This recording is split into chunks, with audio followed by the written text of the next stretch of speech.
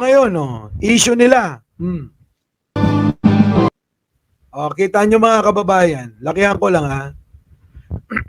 Pansinin nyo to mga kababayan ha, pansinin nyo lang.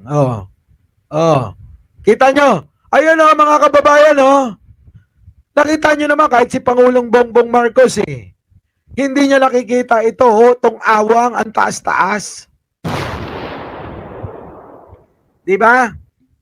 Ngayon, itong pagkakatapilok ni First Lady ay nagiging issue sa mga DDS.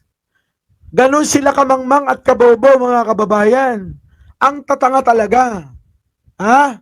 Biruin mo tapilok, yun ang gagamitin nilang Gagamitin nilang pantira. Anong tira yan? So ano ngayon kung natapilok? Sino ba ang taong hindi